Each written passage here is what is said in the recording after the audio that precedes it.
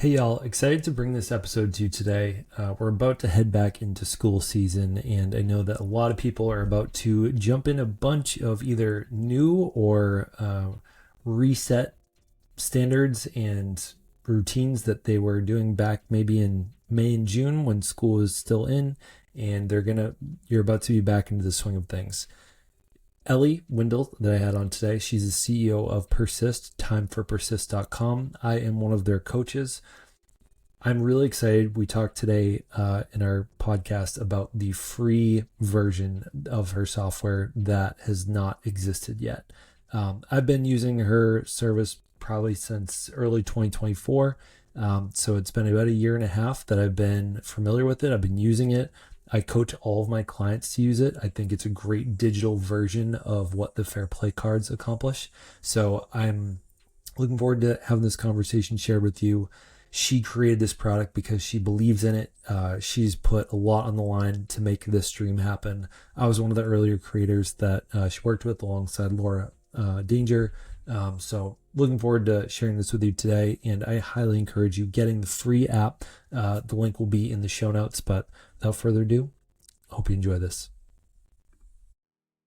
Hi, my name's Zach. I'm your favorite mental load coach. I teach men, sometimes women, to better understand invisible labor. When it comes to domestic labor, mental load, emotional labor, I got you covered.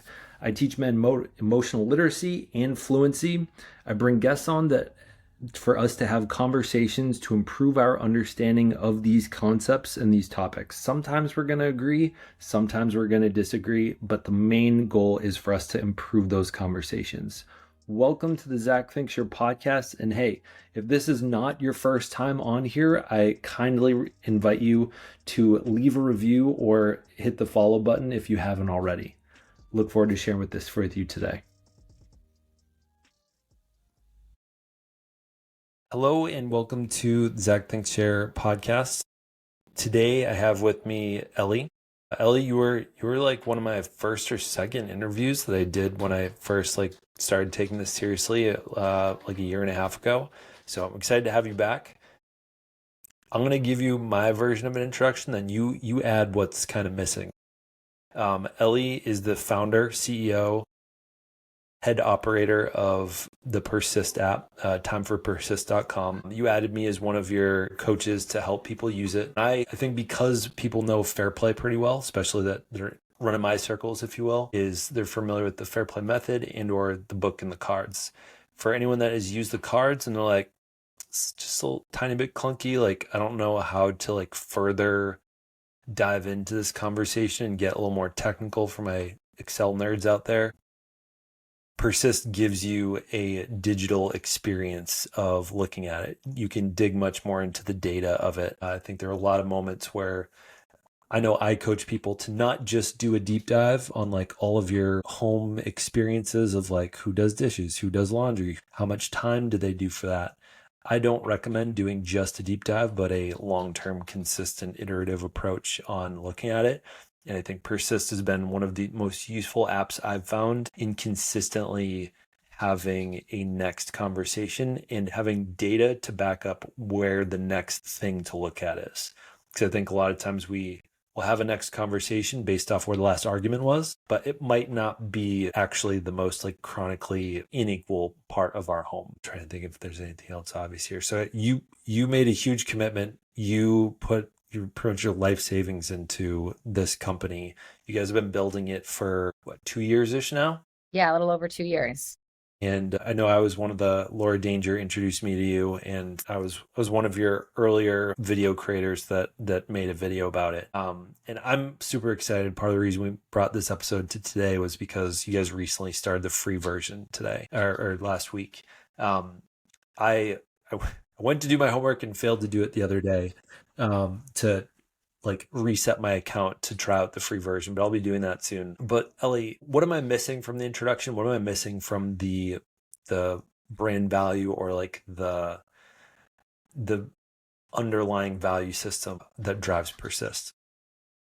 Yeah, Persist, we call ourselves the household operating system for the modern family. And I think one of the big unlocks that we had as a team was every household has an operating system already, right? It's some version of your values, your personalities, your beliefs, your standards, and it's all sort of invisible and it's rarely understood by everybody and it's rarely optimized. But everyone has a system in place. And my initial idea still is how do we help make that operating system something that is much more visible, much more shared and connected into the way people are working. And obviously the big idea is using agentic AI and to really give families real useful tools and technology that help them better manage their home. There's so much mental load, emotional load, and logistics that go into keeping your family functioning at a certain level. And there is a decent amount of that that can be, and ultimately I think will be improved with technology. And when I started Persist, it's actually gotten worse. So when I started Persist almost 3 years ago, when I initially had the idea, it was about 1% of all VC funds were invested in female founders. I actually just saw a report that it is now like 0.4%. So it has gone cut in half over the last year for reasons that you might be able to imagine. And the challenges with the fact that women businesses don't get as much investment, as well as the investors themselves are rarely investing in parents, family, future of care, future of home. We have the quality of AI now, the ability of tech that's being used to solve business problems is not being applied in the same capacity for household problems. So one of the things I really wanted to do is say, how can we start to really invest? My background is in technology and cybersecurity. So how do we really start to get families the real investment that they need in terms of tech, software, tools? Like it's just not like we're all operating on shared calendars, shared Google calendars. That was built, 20 years new, and it's not particularly helpful. Of course, a shared calendar can get you so far. We're still operating on to-do lists that were right. I think it's the dynamic is ready for a revolution from a tech perspective, but taking a step back on the fair play point is that there is not only technology that's needed, there's just real growth that is needed to how we as a society and individual families think about how valuable is this work that happens, right? How appreciated is it? Especially since so much of it is invisible, it can be very hard for it to be valued, appreciated, and shared because it's just not even something that is recognized as work. So there's a bunch of sort of emotional growth and skill building that families need, regardless of the tech, in order to be able to share this work. And you touch on these dynamics often.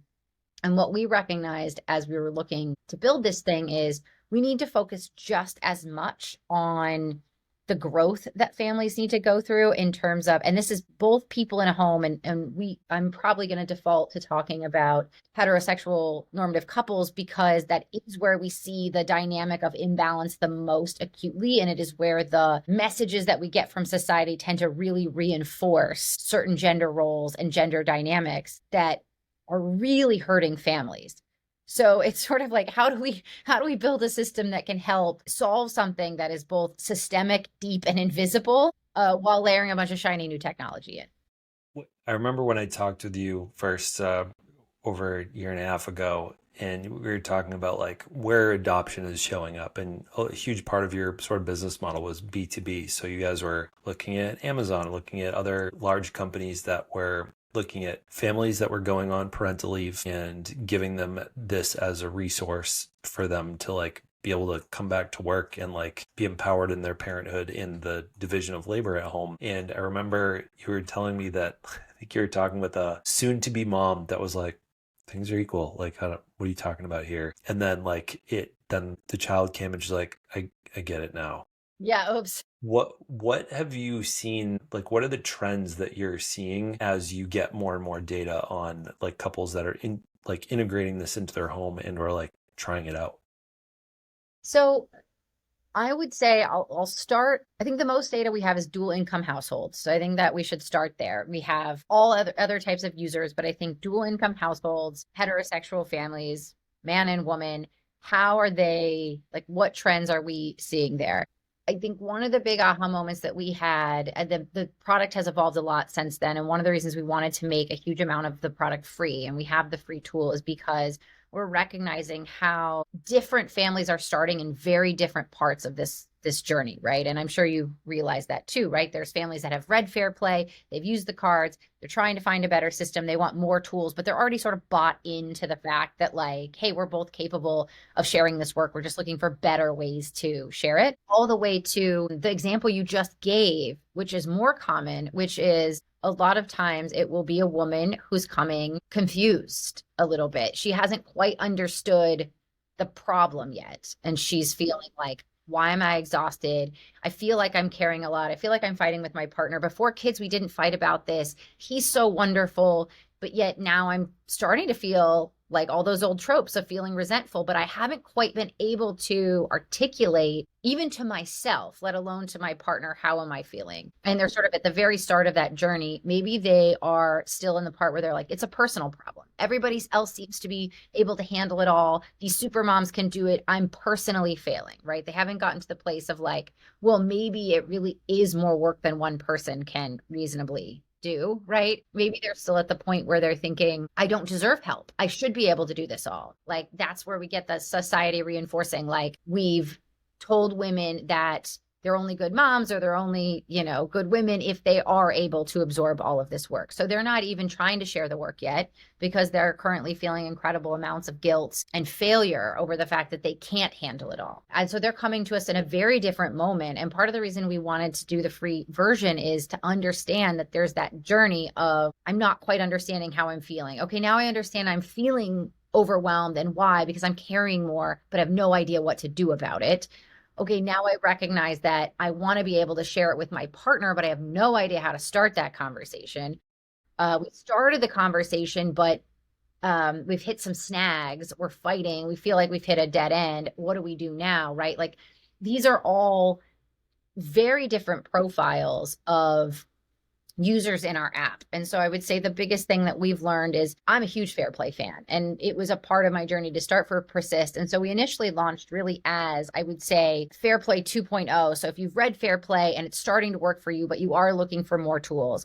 So the initial app still is very advanced. All those advanced features exist, but we recognized that a lot of our users were like, I'm not remotely at the place where I'm ready to have these conversations, do this sharing, schedule a bi-weekly meeting, pin items for my partner. Like, that's wild. Like, I'm over here just wondering, if it's all my fault. And so a huge amount of the app that we've built in the last year was really to address that, the piece around beliefs. So if you believe that you don't deserve help, or you believe that it can never get better, you believe that your partner is never going to be capable of doing these things, right? Then it is so, right? A huge amount of growth requires you to believe that growth is possible. So we've added in components that touch on, what are you like when you onboard now, we capture a bit of, how are you feeling? What are the vibes like in your house? Kind of, where are you in this process, from like, you're feeling ready to talk to your partner about it, or just really wanting to explore your own feelings on it. We also wanted to make it really gender neutral, because we've had a good amount of men that come to our app because they are experiencing this problem at home, right? You point out, like, they're tired of getting in fights about it. They do want to help more, but they're really struggling with, these standards don't make sense. And every time I question why we have to do it this way, you get really defensive rather than explaining the standard. You say you want me to do more, but then you grab onto it really tightly because, again, that guilt, those beliefs, like, you struggle to really hand it off. Internal gatekeeping. It's like turn on gatekeeping. And like, a part of the reason, and now I'm being so long-winded, but part of the reason I heard this side of the story is because of our B2B workshops. And we were doing a lot more with parent groups, including fathers. We just had one in New York City. I don't know, I guess it's been about a month ago at this point, but it was mainly fathers in the room. And they were expressing a lot of, like, real desire to help and real frustration because they were hitting these barriers that I thought, well, shit, our app really does help guide you and your partner through those too, right? It's not under the assumption that there's one partner that is doing it all and the other partner is unwilling, weaponized incompetence. Like, what we're actually seeing is a lot of amazing fathers, a lot of amazing partners who are trying to do their best, and their partner is really stuck in various ways. I don't think that the Fair Play book goes into, which it doesn't need to, right? Because it's a different part of the process of Yeah. this whole journey. How can we help give each part, like each partner is arriving at this with a different set of beliefs, backgrounds, childhoods, pressures, right? Like, and how do we help? And we launched AI Tally to help get at this. Like, how do we help them navigate to common ground and a healthy starting point as quickly as possible? I know that one of the things that you created some months ago was the Care Quest, which was like giving the user, they come in and they have a little bit of like a self-guided experience, but a slow matriculation into the tougher questions to like put in more data, put in a bit more depth into it so they know what conversations to have next. What would you say you've learned from the couples that are slowly dipping their toes in and like the stumbling blocks that you're able to help them deal with? And this could be a function of the way we're positioning the product rather than a trend, because we've built the product to now be able to accommodate somebody who's at the very start of their journey. We are getting primarily people now that are at the very start of the journey, meaning they are doing the free app. They're not joining because they immediately want to invite their partner. They're not joining because they want to are ready to have a conversation. They're joining because they want to have a little bit of a growth self-exploratory moment, in the same way you'd like read Fair Play was such a mind-blowing like unlock for me. Like it was just like, okay, now I have a new framework that helps me start to move to the next phase of what I'm trying to do for my family. What we wanted to do in the app too is help people that haven't read that book yet, haven't yet had some of those unlocks. How do we help them like unpack where they are, how they're feeling, and help and guide them? Like, not every family wants to go in the same direction. So what do they want to get out of this experience? When we initially launched, it was, we want equity. How do I go through this such that I'm sharing chores more equally? But what we found out and what we're learning is that so many, and I'm focused on women on this particular one, want appreciation. They're like, I'm a stay-at-home mom. I'm going to continue to own most of these things, but what I want my partner is to really understand this work, to see that I'm doing this work, to value this work, and to appreciate it, and to contribute maybe slightly more in these particular ways. But it's really about, I want more appreciation. So now we have a Care Quest that's designed to like help guide you get to the conversations with your partner that will get you more appreciation. They're not guiding you to, hey, here's 5 things I need you to start doing, if that makes sense. So that's probably the biggest trend. Again, I don't know if that's because of our product and our positioning. We've now really geared towards people earlier in the process versus when we first launched. I would say we were like very geared to like Fair Play experts. Yeah. Yeah, I totally see what you're saying. Yeah. And I think even a lot of the people that get to me, that find me, like there have been a lot of moments where I've considered like, I know a lot of what I say is often a regurgitation of what I've heard probably Eve Rodsky say, or another woman creator talk, like Laura Danger. And I ask myself, do I belong here? I know that it's valuable to have more male voices in this space. Am I providing a useful aspect of the pipeline and or the journey that people need to go in to find better quality in their homes?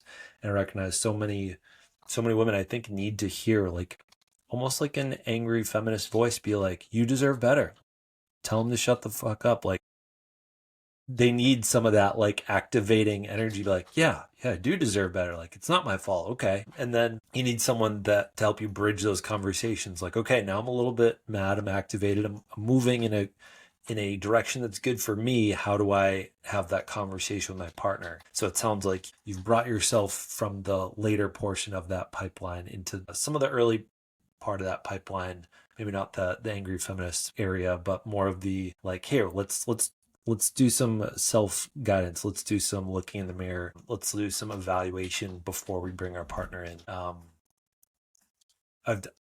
I have a tendency, I used to be the angry feminist guy. And then at some point I realized I need to have more palatable messaging to help guys come to the table. Well, and I would say that sorry.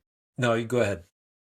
On that note, though, I would say it's really exciting. It feels great when women feel seen. Aha, there's an unlock, they can move forward. I would say I'm equally, if not even slightly more biased to when we have men that are proactively looking for answers and coming, and they're carrying a different set of things, and they don't feel welcome with other tools or creators, and they do feel that Persist understands where they're coming from and is on their side to a certain extent. Like, we're trying not to take sides in the app, but we are trying to be really understanding about the fact that everyone's entering our platform like feeling something different, with, again, a different background, a different set of stressors, and they're valid, right? It's like there isn't a good guy and a bad guy. There are, and we like think of like two people trying their best to make their family function, and there's just a lot of sort of garbage getting in the way.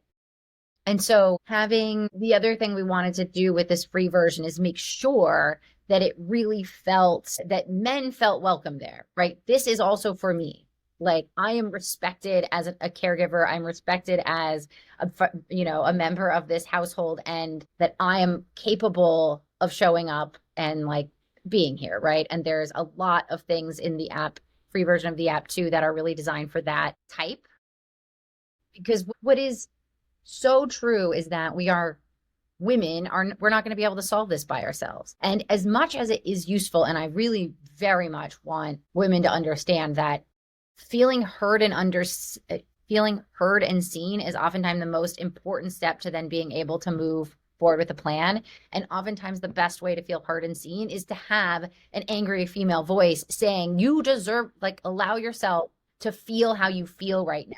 And that can be incredibly healthy. So I'm all about the making sure people, like, we're not gaslighting anybody. It's like, what you're going through might be total bullshit, and you deserve to feel all those things and feel resentment, and to recognize that current state isn't fucking working and it's not fair. Put that in a box. What we know scientifically is that the vibration of the solution is different than the vibration of the problem.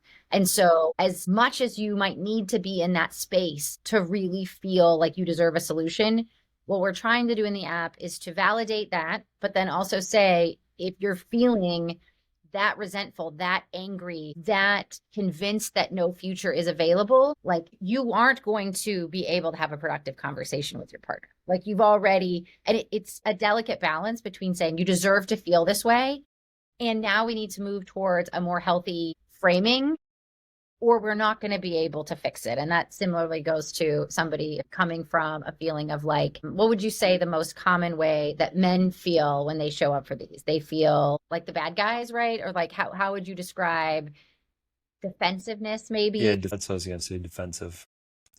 Yeah, and coming back to, like, it's interesting hearing like how it sounds like almost how much joy you get out of like seeing men leaned in, like trying to figure out like their side of the puzzle, their side of the problem. One of my favorite questions to ask like other content creators is, what if you could receive one type of DM, like one categorical type of DM? Mine is always, my favorite is when I see men come into my DM and say, thank you so much for the videos you made. Like, it's made a huge difference in how I understand what my wife has been trying to explain to me. Like, you've just helped me see it in a different light that I hadn't considered before, which I think that consistently gives me more and more hope. What, often feels like the world is fucking burning. What gives you hope in what you're seeing on your end of things?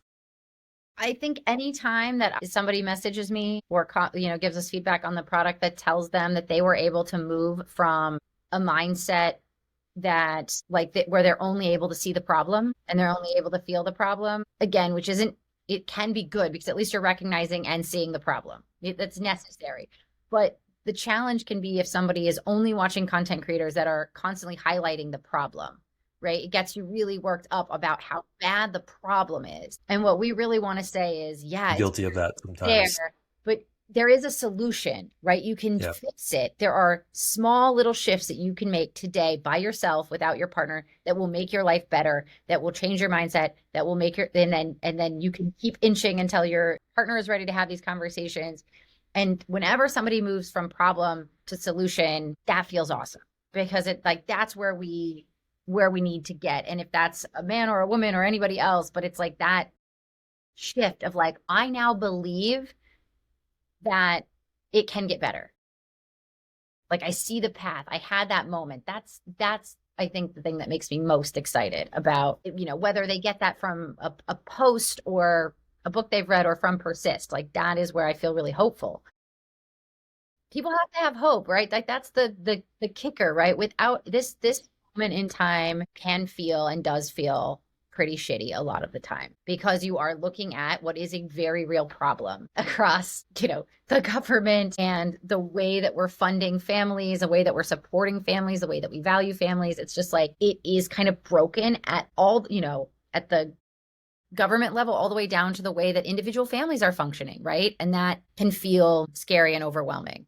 But on the flip side, there is a ton of truly remarkable things happening too around. Like my feed is often flooded. I'm going to forget his name, the man that won the big golf tournament. I don't know if you saw the clip, but he had just won this tournament and his little tiny toddler, like the wife had been watching this kid the whole time he was playing golf for 8 hours. He's a professional golfer, but like she like hands the kid to him and he's like going and signing his like, I won this huge tournament. He's like grabbing the kid, he's holding them. And I can't remember if this was the same golfer. I think it was a different golfer won another big event. Can't wait for the punchline of this story. I'm so excited. I have no idea what you're talking about, but I love it. The punchline being is like men are showing up as insanely amazing fathers. And like the clips are incredibly moving of like, you can see how involved they are as fathers, how comfortable their kids are going to them, and how they're doing incredibly important paid work. They're on national TV playing in a national golf tournament. And this one guy that just won, he was a huge, I'm so bummed I can't remember his name. He was up all night because his three-year-old had a stomach bug. And he was like running to Walgreens to grab her medicine and rushing to make his tea time. And he won the whole tournament. And he's like, yeah, I was a little tired. The day started rough. So-and-so is up throwing up. It's just, you can see such incredible examples of men showing up and he was clearly doing it because of course I'm going to run to Walgreens to get medicine for my kid. I'm not going to make my wife do that. She's at home at the hotel room watching the sick kid. Like you can see that healthy dynamics playing out in real time at the, most impressive levels. And that does, I think millennials are showing up as incredible fathers. Like all the data proves that out. Yeah, I know that one of the things I've learned from Laura Danger, and I've been listening to her book before it's been released to the public, but she talks a lot about like how comedy has shaped the way that we see like the division of labor. And I was watching this clip the other night of a stand-up comedian. He was taking an interactive moment. And the guy was talking about like an injury. And then he was saying he had a kid and he's like, oh, how old's your kid? He's like 5 months old. It's like, oh man, you're in the thick of it, aren't you? He's like, no, it's actually pretty easy. And immediately like, love this comedian for it. Wow, you're a shithead. Like he just immediately launches into like, you're a bad dad. He's like, where's your wife? He's like, oh, she's at home. It's like, yeah, look at this guy, father of the year. And like just lays into him. But like as much as I don't love like the shitting on people necessarily, what I appreciated was that it was very much like a punching up way of comedy and like calling out the dynamics. Like that's the same thing I would say. It's like, oh man, you're in the thick of it, month 5. I remember that was really hard for us. And for him to have that like really quick, really swift reaction, clapping back like, no, that's not easy. That actually means you're a bad dad. I love when we see that kind of culture shift, whether it be in comedy or in sports. I think that's I've seen Laura point it out a lot as well. And I do think I've seen it shift. And also, our feeds are optimized. So my feed is optimized towards, I think, the type of comedians that would make that. But I think even just in daily life, it is the joke that like, of course he doesn't know where the school is or what they wear or, he doesn't know anything. Like, it's just not really that true anymore. Yeah. It's opposite of that. I think it's Nate Gratzky or something last year or 2 years ago, I think, made the clip of saying like, wait, you had my number and you had the mom's number and you thought you'd get the information from dad? What are you, dumb? Like, right. I feel like we're making strides against that. And I don't know if I'm, a useful voice in the counterculture of that or what, but I'm glad that I feel like you have a little bit more hope than I do sometimes. So that's good to hear. Again, I've been reading a lot and thinking about mindfulness and mindset and these things. And I go back and forth because it's sort of like you're creating your own reality. And how much do you want to create your own reality? Because I could absolutely consume content that would absolutely reinforce that men are shitty. There is plenty of that content and there are plenty of those men. I'm not naive to that point, but I have purposely chosen to consume and read a lot and surround myself with men that are incredible, right? And I'm fed clips of, golfers taking care of their kids while winning professional tournaments because it is what I want to see. And I think there's something healthy about building a healthy flywheel of relationships, content, books that help you see the best in people, help you see the positive things that are happening, because that does give you hope and that does give you the energy to keep investing. Like if I want to help families, and the only way I can do that is to see some good in the world, see some hope, see some progress. It is also happening statistically, like it just is. So it isn't just me being delusional, but I will admit that I do try to, yeah, the best of us, right? And the Yeah. best the Yeah. I situation. mean, I imagine it helps you show up to work every day. I mean, similarly for me, I think the hope that I often have is whenever I get on calls and, I'm talking with new clients is they are, it's, I'd say 80 to 90% of my calls are with just the guy. Say the other 10, 20%, their wives are on there.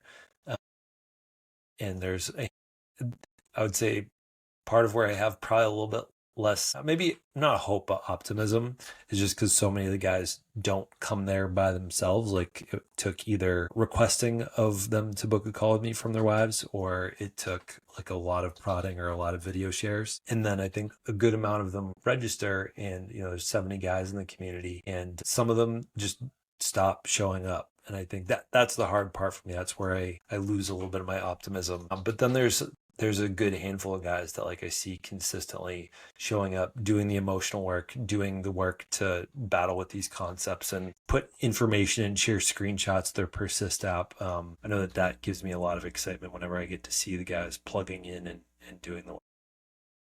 Getting a little bit of feedback, by the way. Say that again? Getting some feedback. Yeah, I'm hearing that too. Is that any better? Yeah, Weird.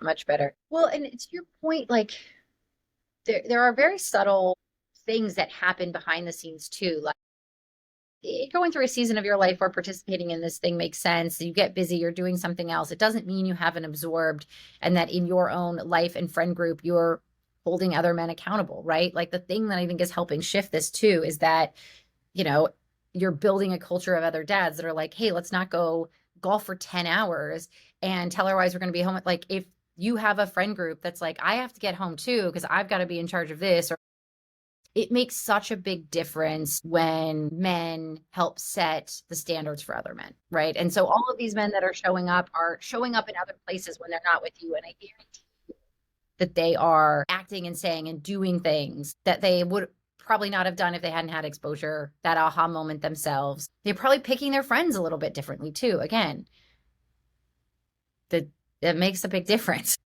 Yeah, I feel like I've been doing a lot of maybe even microaggressions with my friends like that I've been historically friends with, where they'll be talking about their workouts and their sports and their activities. Be like, wow, I mean, you have a 2-year-old. How do you have time for that? That sounds crazy. That I wouldn't have that time for that in our house. Like, is your wife doing that too?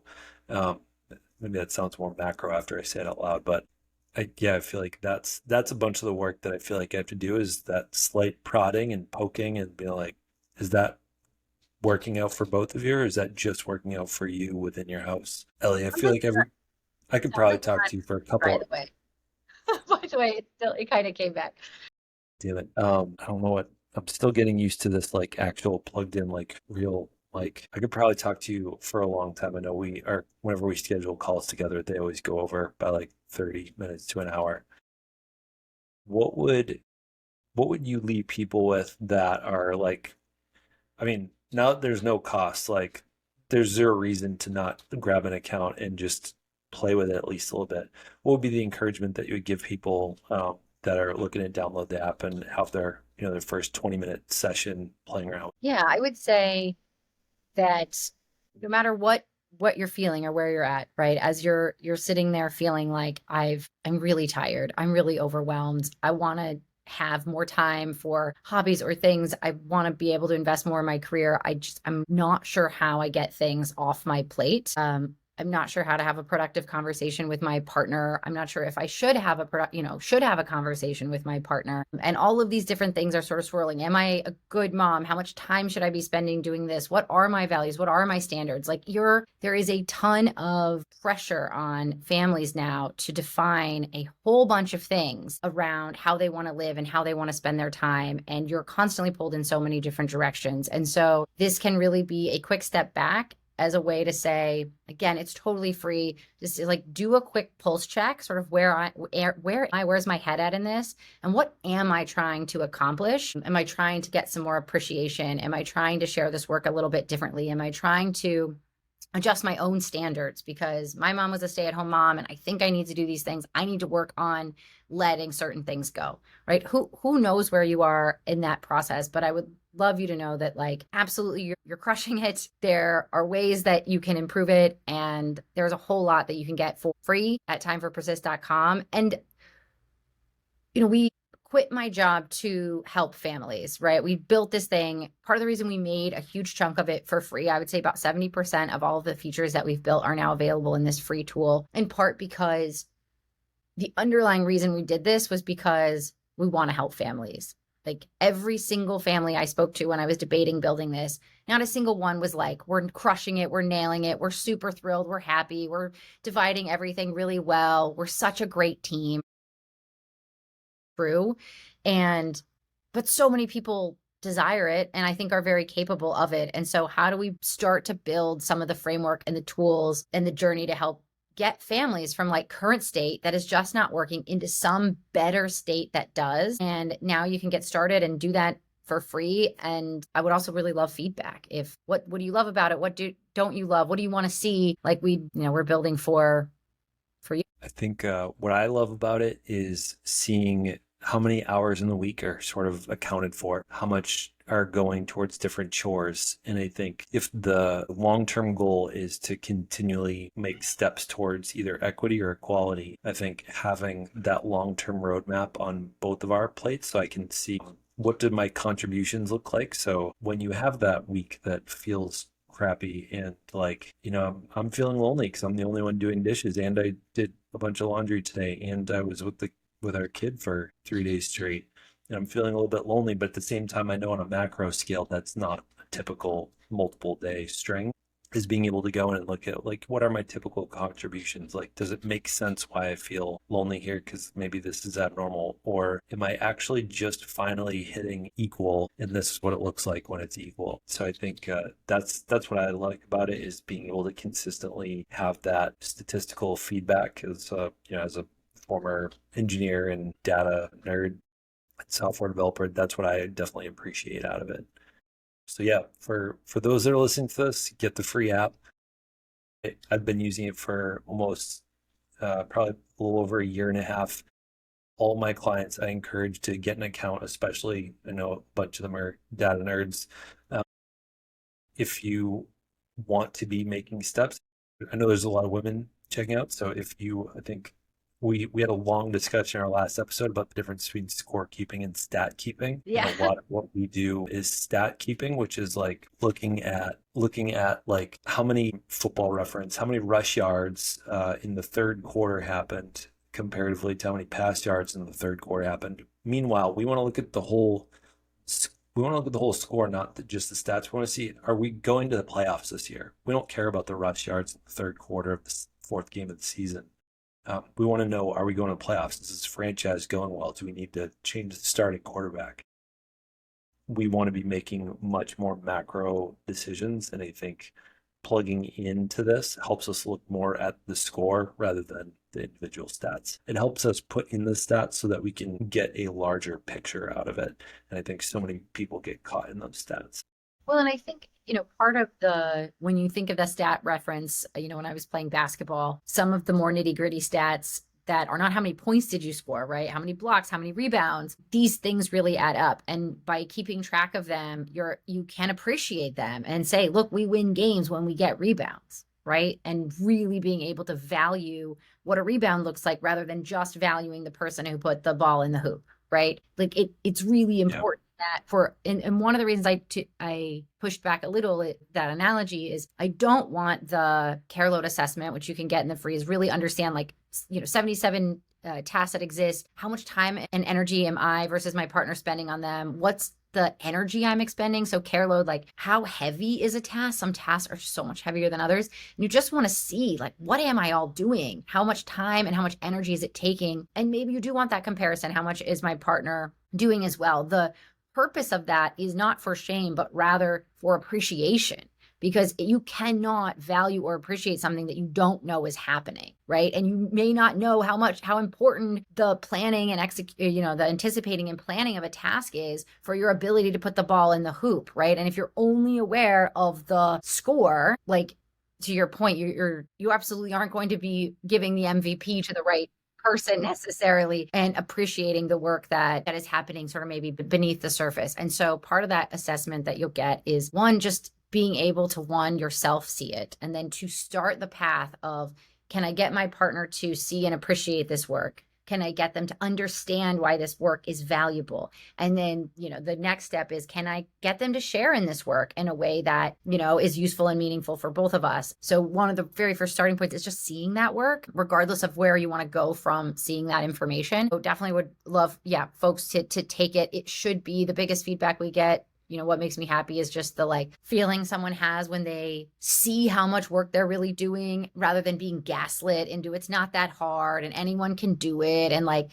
you're just constantly being told that this work isn't work. And like, yes, it is. And it does take that much time and it does take that much energy. Just being honest with yourself about that is a really key first step.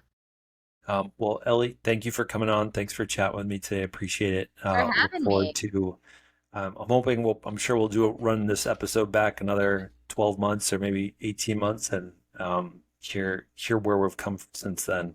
I'm super excited about the free version existing in there and not just being the paid version. I think a lot more people are going to get their hands on this. I'm excited for it. I hope so. Thank you for having me, and have a good rest of your day. Bye. Bye, Zach.